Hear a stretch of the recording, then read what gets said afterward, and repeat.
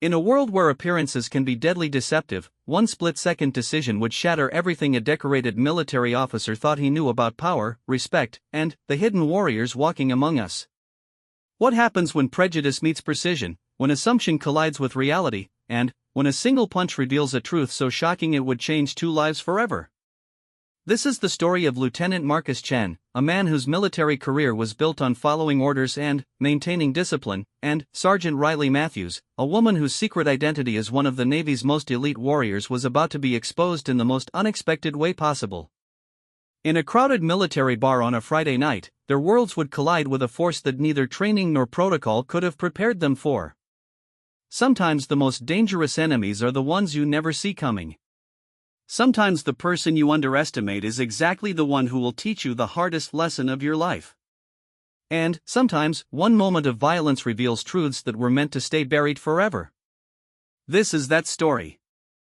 The fluorescent lights of the Norfolk Naval Base cast harsh shadows across the administrative building as Lieutenant Marcus Chen straightened his uniform one final time before entering the weekly briefing room.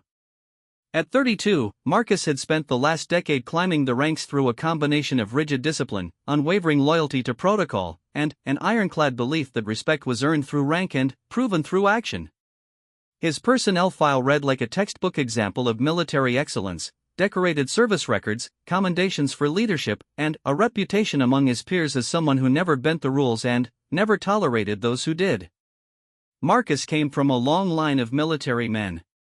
His grandfather had served in World War II, his father in Vietnam, and Marcus himself had done 2 tours in Afghanistan before returning stateside to take on administrative and training roles. The Chen family military tradition was built on honor, duty, and an unwavering belief that the chain of command existed for good reason. Marcus wore this heritage like armor, and it shaped every interaction he had with both subordinates and fellow officers. That Friday evening in late September, the base was winding down from another week of intensive training exercises. The autumn air carried the salt smell of the Chesapeake Bay, mixing with the diesel fumes from the motor pool and the ever-present aroma of military coffee that seemed to permeate every building on base. Marcus had finished his paperwork early and decided to join some fellow officers at Murphy's Tavern, a popular off-base establishment that served as an unofficial gathering place for military personnel from all branches of service. Murphy's was the kind of place where uniforms mixed with civilian clothes, where stories of deployment adventures were shared over beer and wings, and where the rigid hierarchy of military life relaxed just enough to allow for genuine camaraderie. The bar had been serving military personnel for over 20 years, its walls covered with patches, photographs, and memorabilia from units that had passed through Norfolk over the decades. The owner, a retired Marine named Tom Murphy, understood military culture and ran his establishment with the kind of respectful atmosphere that made it feel like neutral ground for service members looking to unwind. As Marcus entered Murphy's that evening, he immediately recognized several faces from base. The usual crowd was there, a mix of junior and senior enlisted personnel, junior officers like himself, and a few civilians who worked in various capacities on base. The atmosphere was relaxed but maintained the underlying current of mutual respect that characterized military social gatherings. Conversations flowed easily between tables, punctuated by the occasional burst of laughter as someone shared a particularly amusing training story or deployment memory. Marcus ordered his usual, a beer and a burger, and settled into a booth with 3 other lieutenants from different departments. The conversation quickly turned to the upcoming annual training evaluation, a comprehensive assessment that would determine promotions and assignments for the following year. Marcus felt confident about his prospects, his recent performance reviews had been exemplary, and his commanding officer had hinted that a promotion to lieutenant commander might be in his future if he continued on his current trajectory. The evening progressed smoothly until around 9:30, when the atmosphere in Murphy's began to shift subtly. A group of younger sailors had occupied a table near the bar, and their conversation had grown progressively louder as the night wore on. Marcus observed them with the practiced eye of an officer accustomed to maintaining discipline, noting the telltale signs of personnel who had perhaps had one drink too many and were approaching the line between acceptable military bearing and conduct unbecoming. Among this group sat Sergeant Riley Matthews, though Marcus knew her only as a petite blonde woman in civilian clothes who appeared to be in her mid-20s. Riley had chosen to wear jeans and a simple black sweater that evening, clothing that gave no indication of her military affiliation or her extraordinary background. To the casual observer, she might have been anyone, a local college student, a civilian contractor, or perhaps someone's girlfriend who had joined the group for the evening. Her slight build and quiet demeanor made her nearly invisible among the more boisterous members of her table. What Marcus could not know, what no one in Murphy's that evening could know, was that Riley Matthews was one of the most highly trained warriors in the United States military. As a Navy SEAL, she belonged to an elite group of fewer than 24 women who had successfully completed the grueling training program that broke 90% of male candidates. Her official military occupational specialty was listed simply as Special Warfare Operator, a designation that revealed nothing about the classified missions she had completed in 3 different theaters of operation over the past 4 years. Riley's path to becoming a SEAL had been anything but conventional. Growing up in rural Montana as the daughter of a single mother who worked 2 jobs to keep their family afloat, Riley had learned early that survival often depended on being underestimated. She was small for her age, quiet by nature, and possessed an almost supernatural ability to blend into her surroundings. These qualities, which might have made her invisible in civilian life, proved to be tremendous assets when she enlisted in the Navy at 18. Her initial military occupation had been as a hospital corpsman, a role that taught her advanced medical skills while providing cover for her true ambitions. Riley had spent her off-duty hours in relentless physical training, pushing her body beyond what anyone thought possible for someone of her size. She studied combat tactics, practiced marksmanship until she could outshoot most of the men on base, and developed the mental toughness that would serve her well in SEAL training. When the opportunity arose for women to attempt SEAL qualification, Riley was among the first to volunteer. The training had been more brutal than anything she had imagined, months of physical and mental punishment designed to identify and eliminate anyone who lacked the absolute commitment required for special warfare operations. Of the 12 women who began the program with her, only Riley and 2 others had graduated. Even among her SEAL teammates, her small stature and quiet demeanor often led people to underestimate her capabilities, a misconception she had learned to use to her tactical advantage. The nature of special operations required Riley to maintain her anonymity even on base. Her official assignment was listed as Administrative Support for Naval Special Warfare Command, a deliberately vague designation that allowed her to come and go without attracting attention. Most personnel at Norfolk knew nothing about the SEAL program's female operators, and Riley preferred it that way. Anonymity was a form of protection, both for herself and for the classified nature of her work. That evening at Murphy's, Riley was simply trying to relax with a few friends from her cover assignment. The stress of maintaining her dual identity was constant, always being careful about what she said, always monitoring her physical reactions to ensure she did not inadvertently reveal her training. Even simple activities like arm wrestling or casual sparring could expose her conditioning, so she had learned to appear weaker and less capable than she actually was. The conversation at Riley's table had indeed grown louder, but not because of alcohol consumption.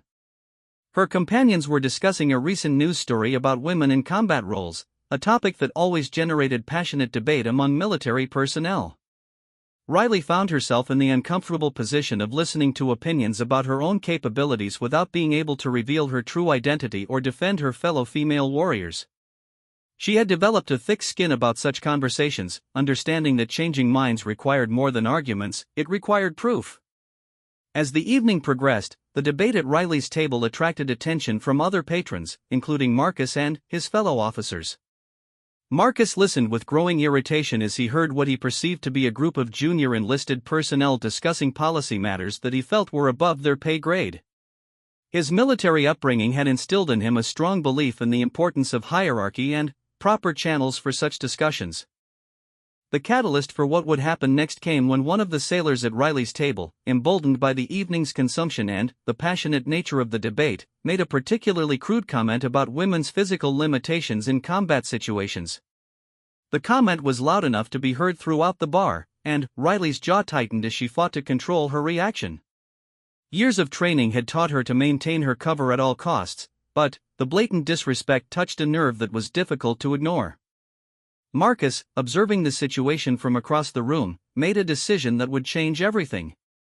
In his mind, he was seeing a group of junior personnel who had lost sight of proper military bearing and were creating a disturbance that reflected poorly on all military personnel in the establishment.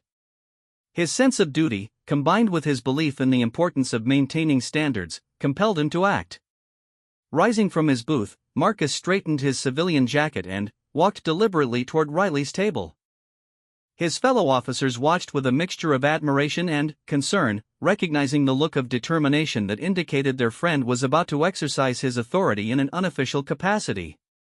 The other patrons in Murphy's began to take notice as well, sensing the change in atmosphere that preceded most military confrontations.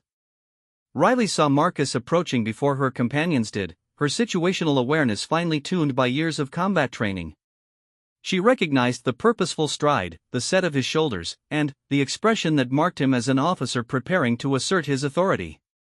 Every instinct told her that trouble was approaching, but her cover identity required her to remain in character as a civilian who would be intimidated by military authority. The stage was set for a confrontation that would expose secrets, challenge assumptions, and force both individuals to confront truths about themselves and each other that neither was prepared to face. In a few moments, Lieutenant Marcus Chen would make a decision that would haunt him for the rest of his career, and Sergeant Riley Matthews would be forced to choose between maintaining her cover and defending her honor in a way that would change everything. Marcus approached Riley's table with the measured confidence of a man accustomed to having his authority respected without question. The conversations around him seemed to dim as other patrons sensed the tension building in the air. Murphy's had seen its share of military confrontations over the years, but there was something different about this moment, an electricity that made even the most seasoned veterans pause their conversations to watch. When Marcus reached the table, he positioned himself so that he could address the entire group while maintaining a clear line of sight to the exit, a tactical habit that had been drilled into him during his combat deployments. His posture was textbook military bearing, shoulders back, chin slightly raised, hands clasped behind his back in a modified parade rest position.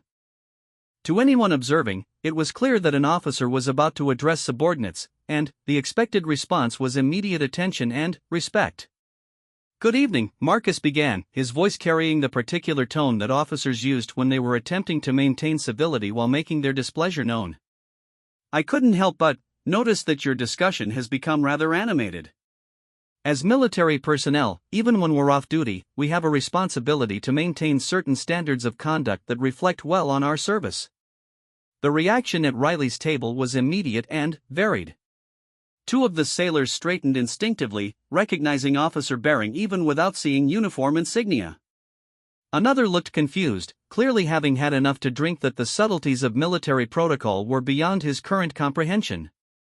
The fourth member of the group, a young woman named Jennifer who worked in base communications, shot an embarrassed glance toward Riley, recognizing that their evening was about to take an unpleasant turn. Riley herself remained perfectly still, her training allowing her to assess the situation with clinical detachment even as her pulse quickened. Marcus was clearly a commissioned officer, probably a lieutenant based on his age and bearing. He was also clearly someone who took his authority seriously and expected immediate compliance with his directives. Most concerning to Riley was the realization that this confrontation could spiral quickly into something that would force her to break cover or submit to treatment that no SEAL should have to endure. "Sir," one of the sailors began, attempting to defuse the situation, "we weren't trying to cause any problems. We were just having a conversation about current events." Marcus nodded curtly, his expression suggesting that he appreciated the sailor's attempt at courtesy but was not entirely satisfied with the explanation. "Current events is one thing," he replied, "but when that conversation involves inappropriate comments about military personnel and becomes loud enough to disturb other patrons, it crosses a line. I'm sure you understand the importance of maintaining the reputation of our service, even in civilian establishments." The rebuke was delivered with the kind of measured authority that Marcus had perfected over years of leadership roles.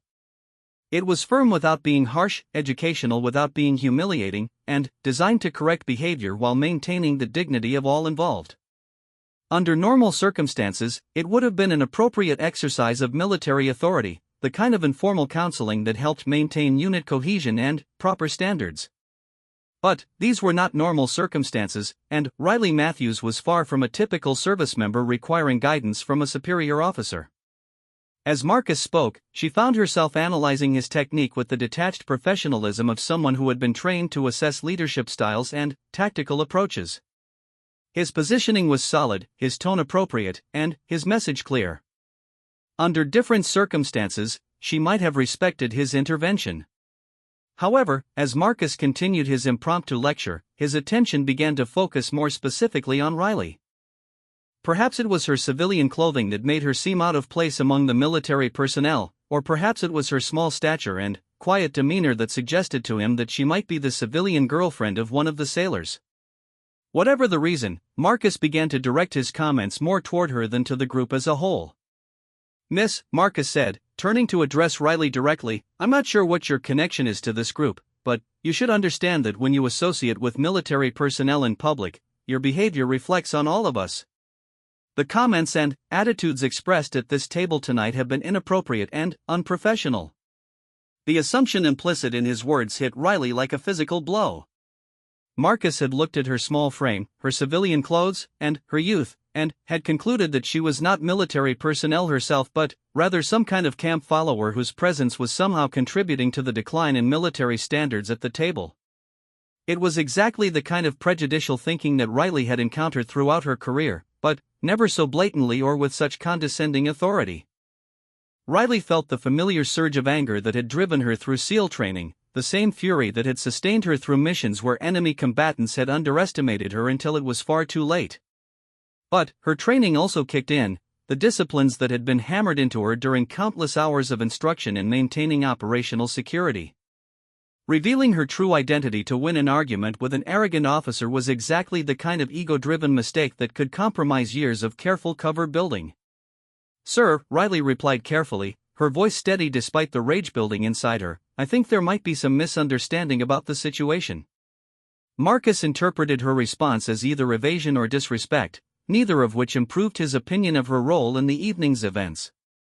"The only misunderstanding," he replied, his tone growing sharper, "is the failure of everyone at this table to recognize that military bearing doesn't end when you leave base. Your presence here, encouraging this kind of unprofessional behavior, shows a complete lack of respect for the uniform and everything it represents." The accusation was so far from reality that Riley almost laughed despite her anger. She had spent the better part of 4 years defending everything the uniform represented in ways that Marcus could not imagine and in places that would remain classified for decades to come. She had bled for the values he was lecturing her about, had lost friends defending the principles he claimed she did not understand. But what pushed the confrontation beyond the point of verbal resolution was Marcus's next action.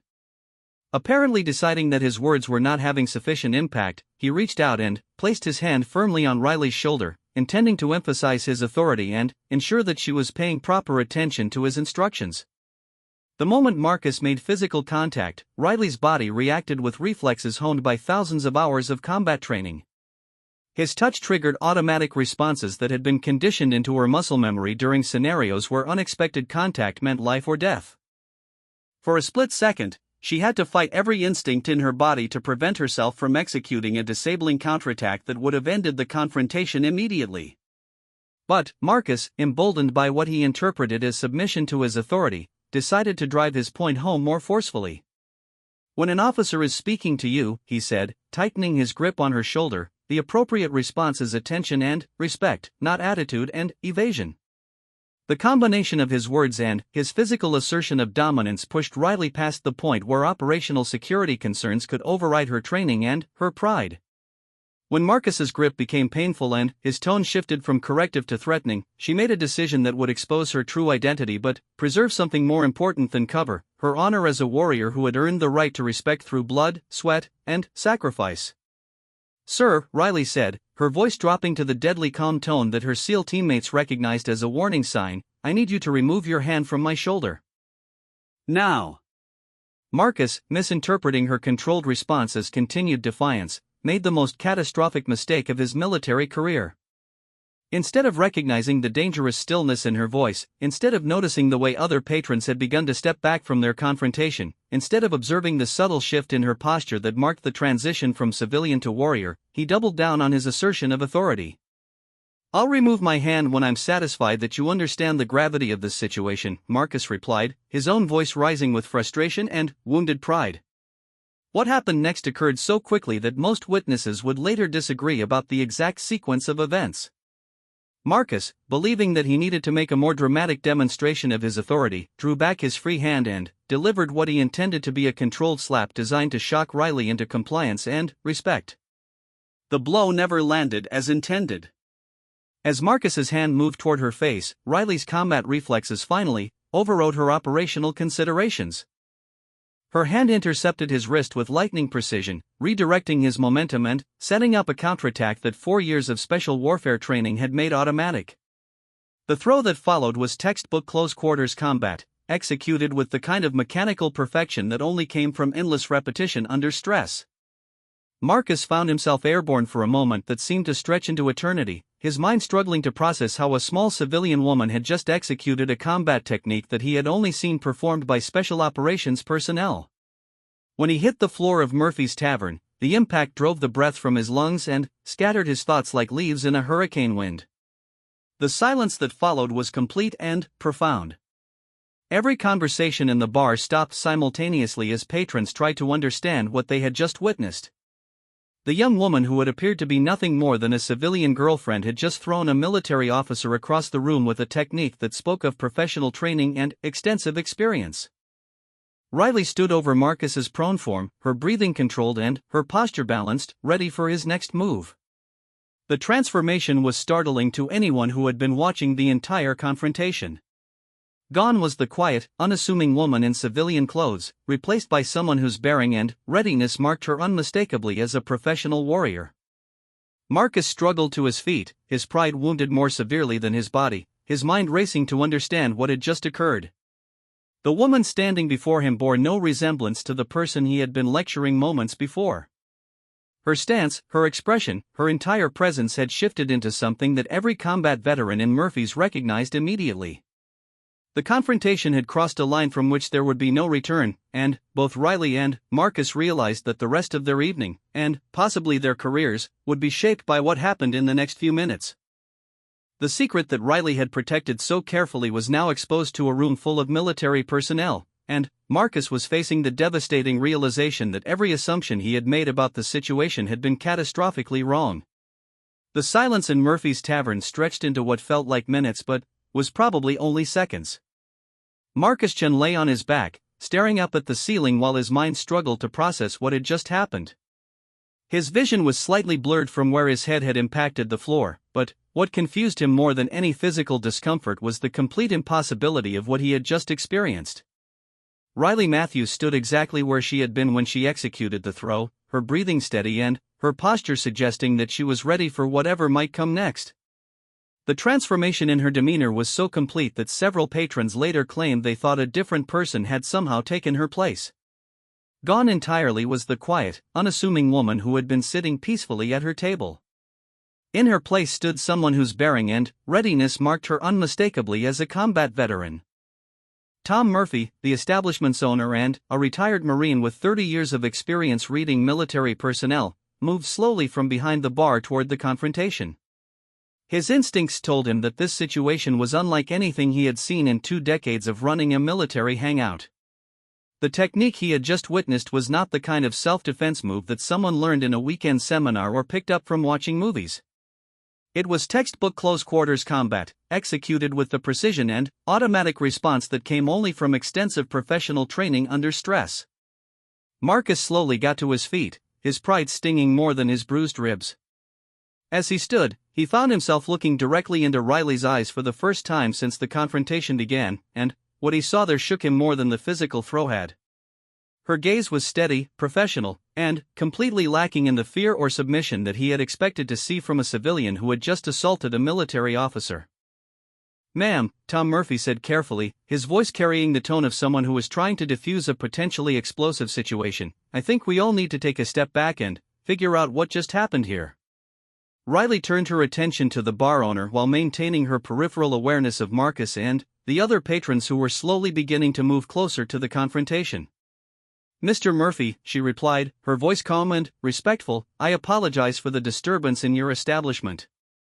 The situation escalated beyond what any of us intended. Her response was perfect military courtesy, acknowledging the civilian authority while accepting responsibility without admitting wrongdoing. It was the kind of response that came from years of dealing with complex situations where military and civilian jurisdictions overlapped.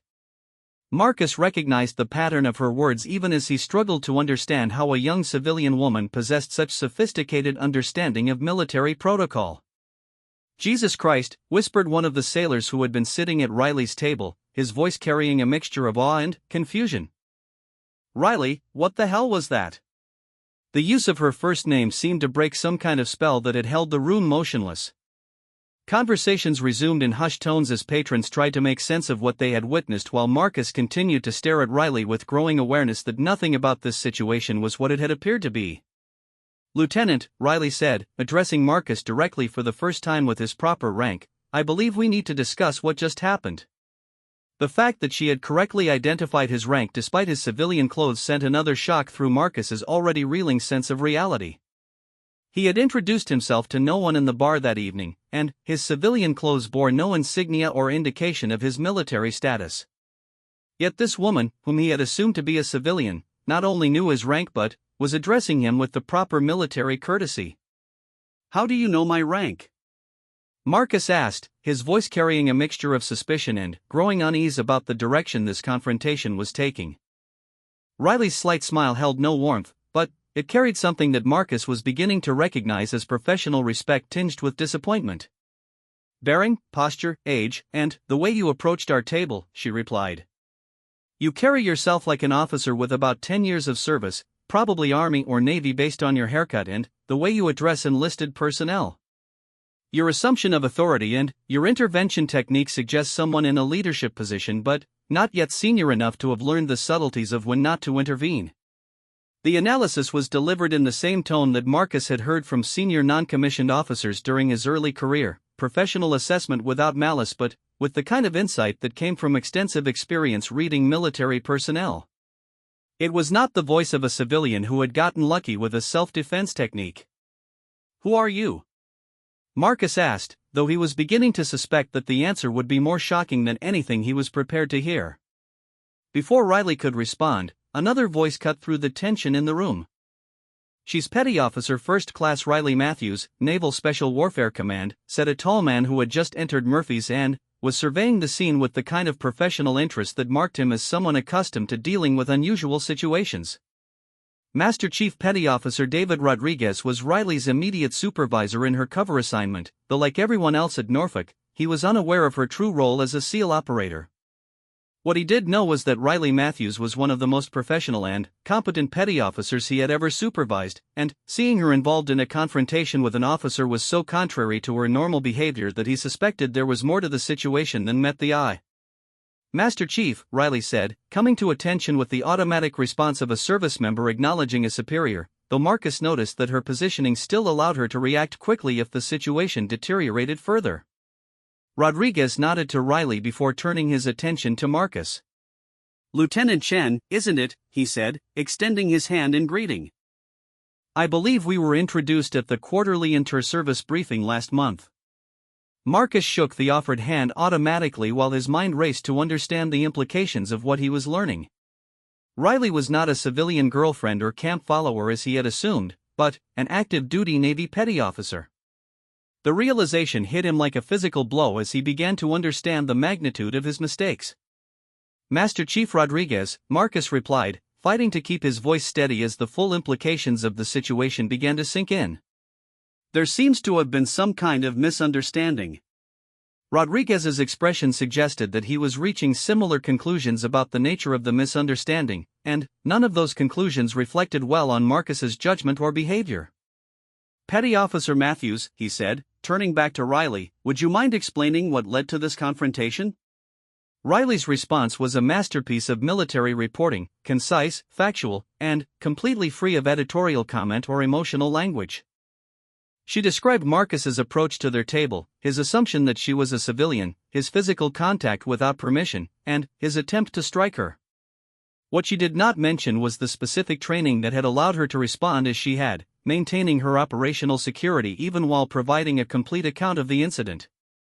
As Riley spoke, Marcus felt his career flash before his eyes. Every word of her report was technically accurate, and every action she described reflected poorly on his judgment and professionalism. He had physically assaulted a subordinate based on assumptions about her military status and her right to be present in the establishment. Even if Riley were actually a civilian, his behavior would have been inappropriate. The fact that she was active duty military personnel made his actions potentially criminal. Lieutenant Chen, Rodriguez said when Riley finished her report, "Is Petty Officer Matthews's account accurate?" Marcus wanted to explain the context, to describe the behavior at the table that had prompted his intervention, to justify his actions based on his understanding of the situation. But, looking at the faces around him, seeing the professional disappointment in Rodriguez's expression and the carefully controlled anger in Riley's eyes, he realized that no explanation would excuse what he had done. "Yes, Master Chief," Marcus replied quietly. "Her account is accurate." The admission hung in the air like a death sentence. Marcus had just acknowledged that he had physically assaulted a subordinate based on incorrect assumptions about her status and her right to be present in a civilian establishment. The fact that she had defended herself successfully did not change the nature of his actions or the potential consequences he was facing. But, as shocking as the revelation of Riley's military status had been, Marcus was about to learn that his mistakes were far more catastrophic than he had imagined.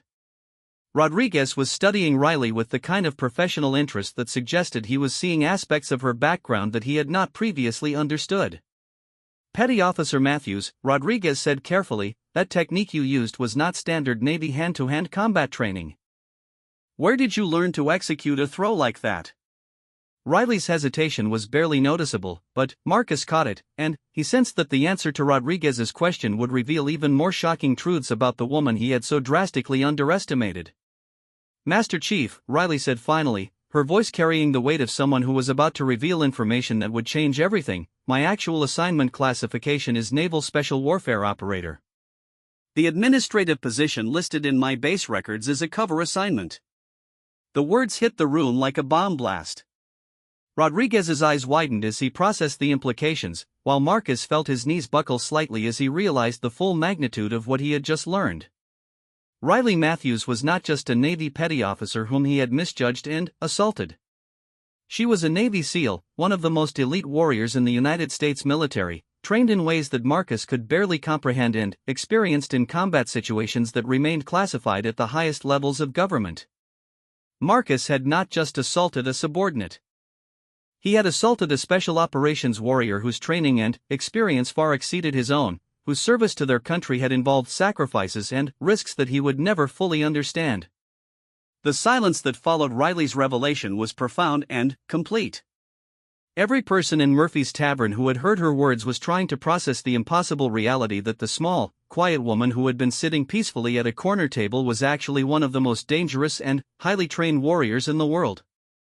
And Marcus Chen, a lieutenant who prided himself on his military bearing and his respect for the chain of command, had just learned that his prejudices and assumptions had led him to commit an assault against someone whose dedication to service made his own look pale by comparison.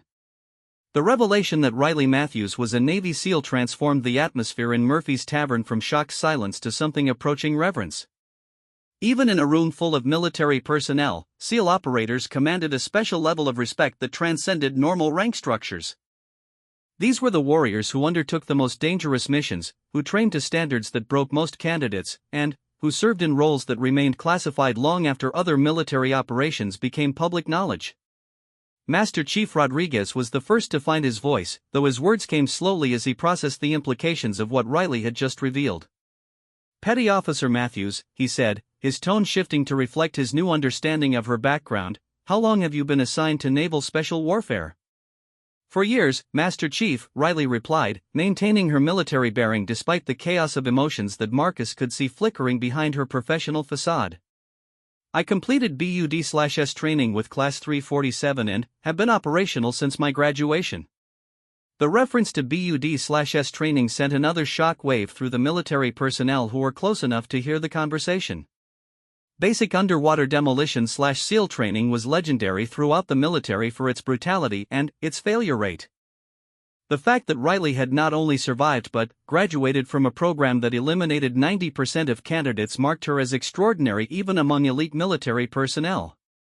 Marcus felt the blood drain from his face as he finally understood the full scope of his mistakes. He had not simply misjudged a civilian or even assaulted a junior enlisted person.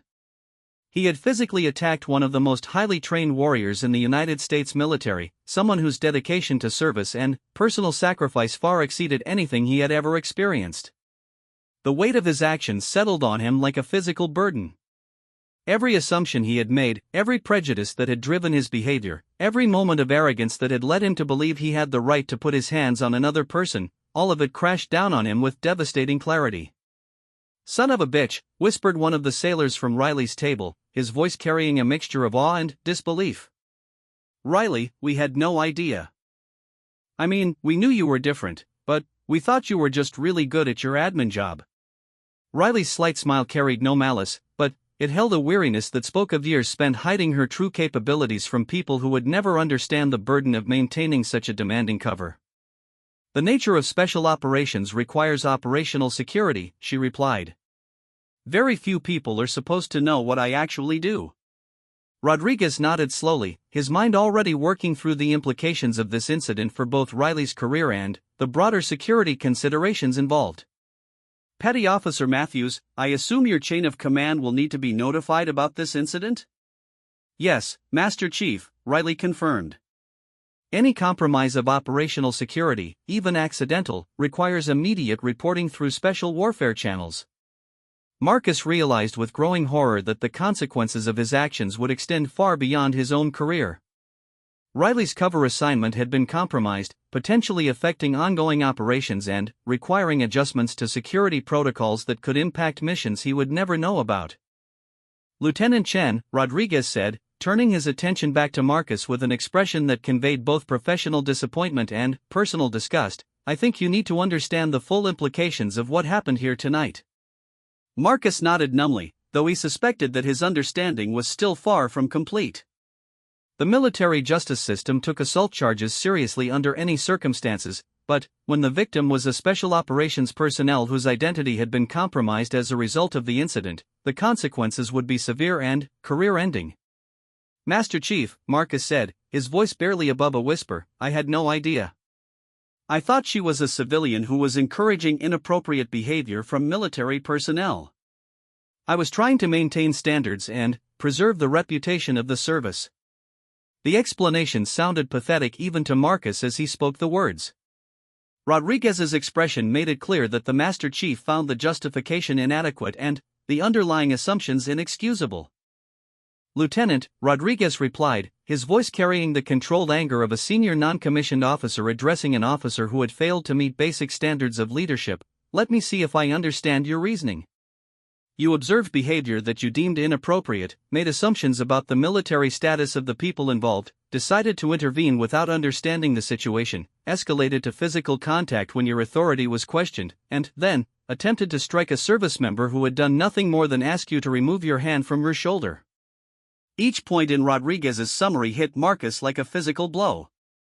Laid out in sequence, his actions revealed a pattern of poor judgment, prejudicial thinking, and abuse of authority that violated every principle of military leadership he had been taught. But Rodriguez was not finished with his analysis. "More troubling than your specific actions, Lieutenant, is the thinking that led to them. You saw a small woman in civilian clothes and assumed she had no right to be present during a military discussion. You assumed that her size and gender meant she was not military personnel herself. You assumed that your rank gave you the authority to physically discipline someone you believed to be a civilian. Every one of those assumptions reveals thinking that has no place in a modern military officer." The indictment was devastating because it was accurate. Marcus had indeed made every one of those assumptions, and each one had been based on prejudices that he had never examined or questioned. His military upbringing had taught him to respect hierarchy and maintain standards, but it had also instilled in him biases about gender, size, and authority that had led him to this catastrophic moment. Riley had remained silent during Rodriguez's critique of Marcus's behavior, but now she stepped forward with the bearing of someone who had made a difficult decision. "Master Chief," she said, I request permission to speak privately with Lieutenant Chen. Rodriguez looked surprised by the request, as did several of the other military personnel who were close enough to hear the conversation.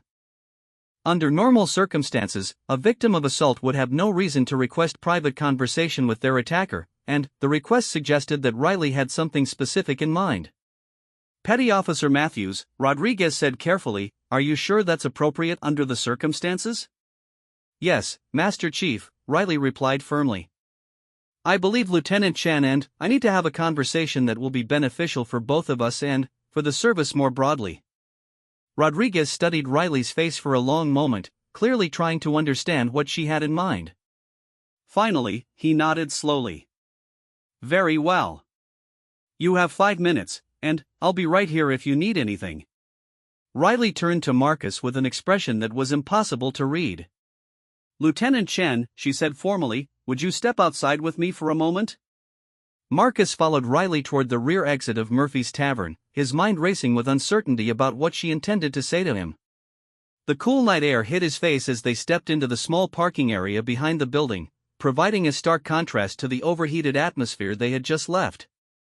Riley positioned herself where she could see both the door they had just exited and the alley that led back to the main street, a tactical awareness that Marcus now understood came from years of training in threat assessment and situational awareness.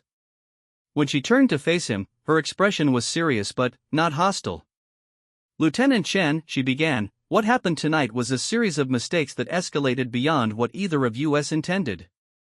I want you to understand something important about the situation before this goes any further." Marcus waited, unsure of what Riley was planning to tell him but certain that it would be significant. "I could have stopped you at any point during that confrontation," Riley continued, her voice steady and matter-of-fact. "From the moment you approached our table, I was aware that you were military, that you were acting in an unofficial capacity, and that you had made incorrect assumptions about the situation. I could have identified myself immediately and avoided the entire confrontation." The revelation surprised Marcus, though it also made perfect sense given Riley's background and training. A SEAL operator would certainly have the situational awareness and tactical knowledge to recognize and defuse a confrontation before it became physical. "Why didn't you?" Marcus asked, genuinely curious about her reasoning. Riley's expression grew thoughtful as she considered how to answer his question. "Because I wanted to see how far your assumptions would take you," she replied honestly. "I wanted to understand whether you were the kind of officer who would escalate a situation based on prejudice, or whether you would recognize when you were operating on insufficient information." The answer stung because it revealed that Riley had been evaluating his character and leadership throughout the confrontation, and he had failed her test completely. She had given him multiple opportunities to reconsider his approach, and he had instead chosen to escalate at every turn. "I failed your test," Marcus said quietly, the admission carrying the weight of his growing understanding of his own limitations. "You did," Riley agreed, though her tone was not unkind. "But failure is only permanent if you choose not to learn from it. What you do next will determine whether tonight was a career-ending mistake or a learning experience that makes you a better officer." Marcus looked at Riley with new respect, recognizing that despite being the victim of his assault, she was offering him something that few people in her position would consider providing, a chance at redemption. "What do you think I should do?" he asked, his voice carrying genuine humility for the first time since the confrontation began. Riley studied him carefully before responding, clearly weighing her words with the same precision she brought to tactical planning. "That depends on what kind of officer you want to be, Lieutenant Chen. Tonight you showed me that you make assumptions based on appearance, that you escalate situations when your authority is questioned, and that you're willing to use physical force when you feel disrespected. Those are serious character flaws that will limit your effectiveness as a leader." Marcus nodded, accepting the harsh but accurate assessment of his behavior. "But," Riley continued, "you also showed that you care about military standards and are willing to intervene when you believe the service is being disrespected. Those are valuable qualities if they're guided by wisdom and humility rather than prejudice and arrogance." The conversation was unlike anything Marcus had ever experienced. Riley was simultaneously holding him accountable for his mistakes while offering him a path toward becoming a better person and a better officer. It was the kind of leadership that he had read about in military history books but had rarely encountered in practice. "How do I become that better officer?" Marcus asked, and the question came from a place of genuine desire to change rather than mere damage control. Riley's slight smile suggested that his question was exactly what she had hoped to hear. "That's a conversation that will take much longer than 5 minutes," she replied. "But, if you're serious about learning, I think we can find a way to turn tonight's disaster into something constructive."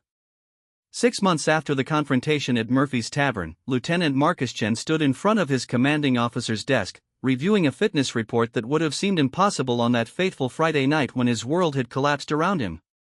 The efficiency report praised his leadership growth, his enhanced understanding of diversity and inclusion principles, and his development of what was described as exceptional mentoring capabilities with junior personnel from diverse backgrounds. The transformation had not been easy or quick, but it had been profound and genuine. In the days immediately following the incident at Murphy's, Marcus had faced the very real possibility of court-martial, administrative separation from the Navy, and the permanent destruction of his military career. The assault charges alone would have been sufficient to end his commission, but the circumstances surrounding the incident, particularly the compromise of Riley's operational security, had elevated the severity of potential consequences to career-ending levels. However, Riley Matthews had chosen a different path forward, one that surprised everyone involved in the incident and demonstrated the kind of strategic thinking that made her exceptional even among SEAL operators. Rather than pursuing maximum punishment for Marcus's behavior, Riley had requested permission to implement what she termed a corrective action program that would address the underlying issues that had led to the confrontation while preserving the possibility of salvaging a military career that still had potential for positive contribution to the service. The program that Riley designed was more challenging than any punishment the military justice system could have imposed. It required Marcus to confront not only his actions on that night but the assumptions, prejudices, and character flaws that had made those actions possible.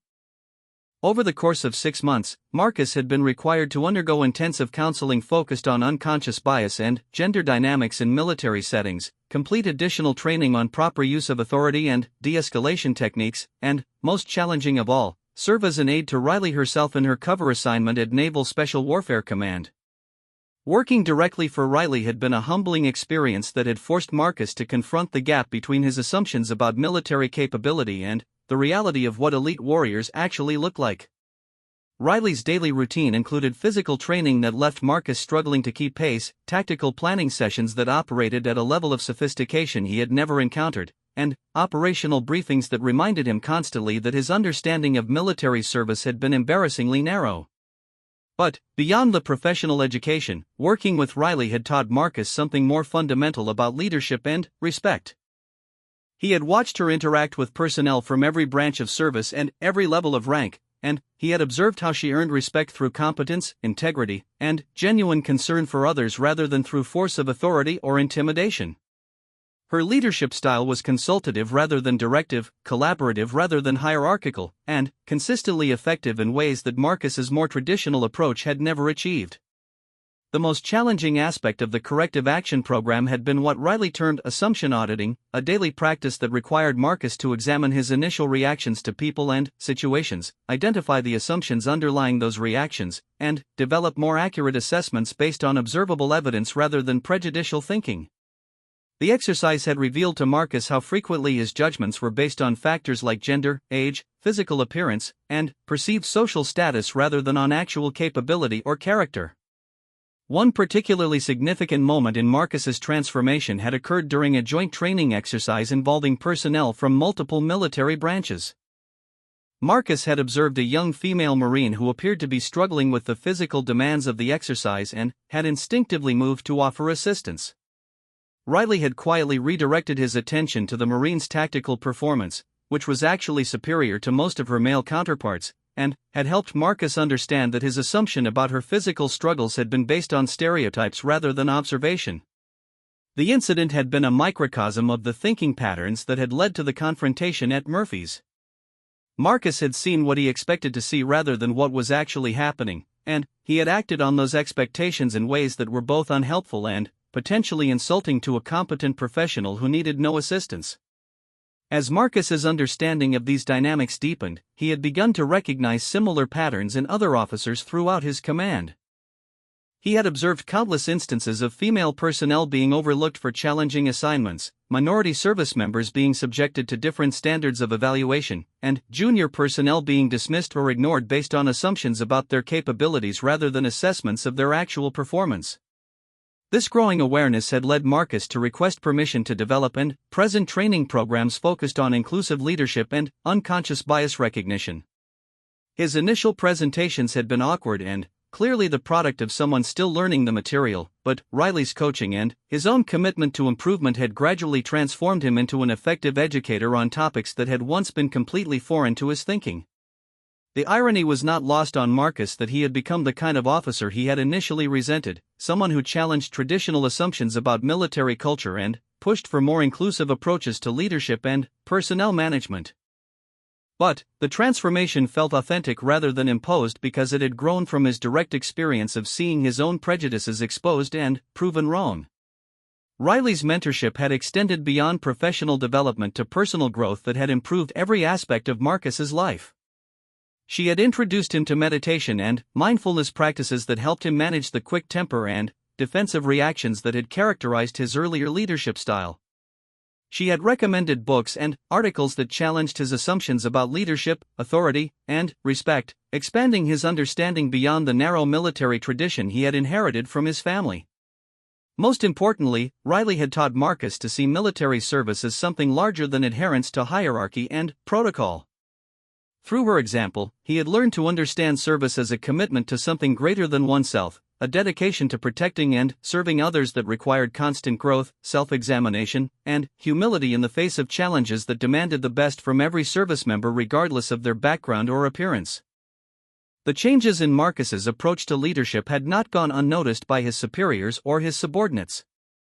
His commanding officer had noted marked improvements in unit morale and performance in areas under Marcus's supervision, particularly among female and minority personnel who had previously seemed disengaged or underutilized. His peers had observed his transformation from someone who commanded through authority to someone who led through inspiration and genuine concern for the development of others.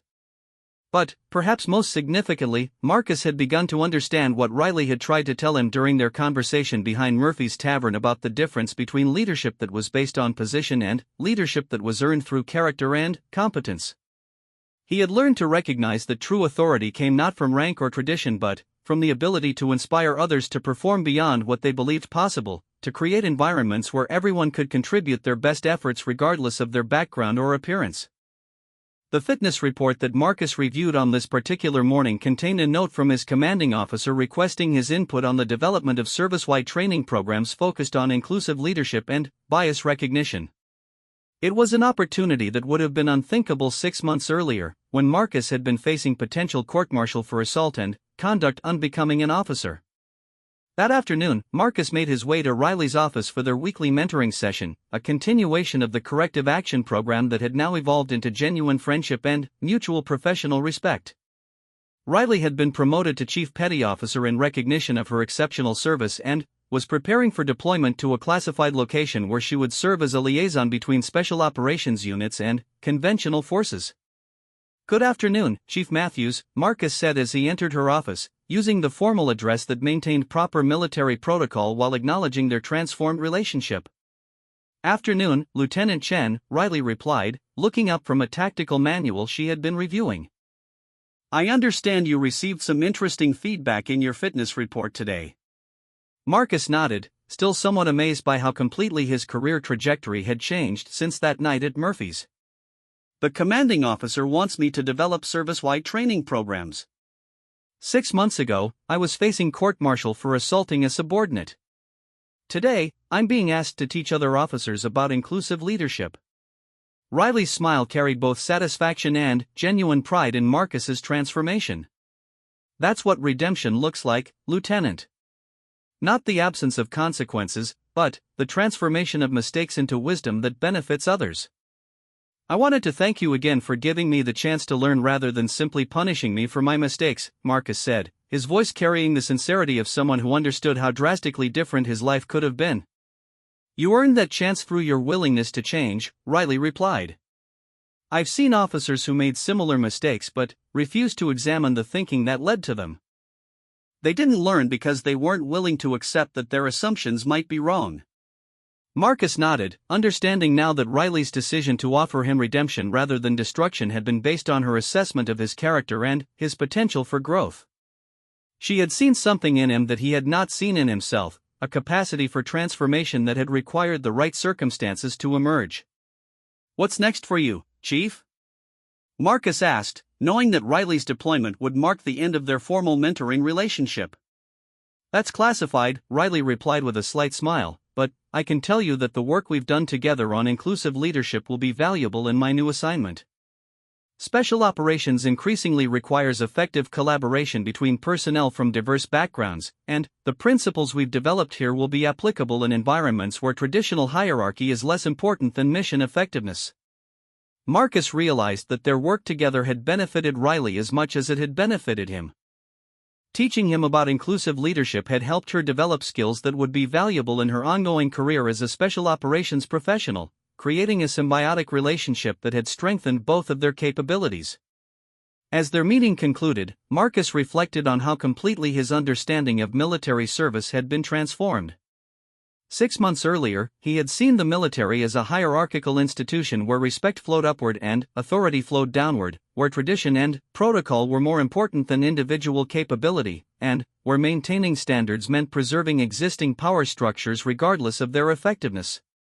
Now he understood military service as a collaborative effort where the best ideas and most effective approaches could come from anyone regardless of their rank or background, where true leadership meant creating environments where everyone could contribute their unique strengths to mission accomplishment, and where maintaining standards meant constantly evolving to ensure that the service attracted and retained the best people from all segments of society. The transformation had been painful but ultimately liberating. Marcus had discovered that letting go of his prejudices and assumptions had not made him a weaker leader but a stronger one, not less respected but more effective, not less military but more true to the highest ideals of service and sacrifice that had originally drawn him to military life. Walking back to his office after the meeting with Riley, Marcus encountered several junior officers who greeted him with the kind of genuine respect that could not be commanded but only earned. These were officers who had observed his transformation over the past 6 months and who had benefited from his new approach to leadership and mentoring. Among them was Lieutenant Sarah Kim, a young officer who had initially been wary of Marcus based on his reputation but who had become one of his most enthusiastic supporters as she observed his genuine commitment to inclusive leadership. "Lieutenant Chen," she said, "I wanted to thank you for recommending me for that advanced tactical course. I know it wouldn't have happened under the old system." Marcus smiled, understanding that Lieutenant Kim was referring to the traditional approach where such opportunities typically went to officers who fit certain demographic profiles rather than those who demonstrated the greatest aptitude and potential. "You earned that recommendation through your performance, Lieutenant Kim. My job is just to make sure that performance gets recognized." As he continued toward his office, Marcus reflected on how many conversations like that one he had experienced over the past few months. Officers and enlisted personnel who had felt overlooked or undervalued under traditional leadership approaches had flourished under the more inclusive environment he had learned to create, and their success had contributed to overall improvements in unit performance that had impressed even the most traditional senior officers. The evening found Marcus at his desk, working on the outline for the service-wide training program that would represent the culmination of everything he had learned from Riley about leadership, inclusion, and the transformation of military culture. The program would teach other officers the lessons that had cost him so dearly to learn, hopefully preventing future incidents like the one that had nearly destroyed his career while promoting the kind of leadership that brought out the best in every service member. As he wrote, Marcus thought about Riley's deployment and the classified missions she would soon undertake, missions that would benefit from the collaborative leadership skills they had developed together. He thought about the junior officers who would benefit from the training program he was developing, and about the future military leaders who would grow up in an environment that valued capability over appearance, potential over prejudice, and character over conformity. The night that had begun with his catastrophic misjudgment of a small woman in civilian clothes had ultimately led to his becoming the kind of officer he had never imagined possible, someone who understood that true strength came not from the ability to impose one's will on others but from the wisdom to recognize and developed the unique strengths that every person brought to the mission of defending their country.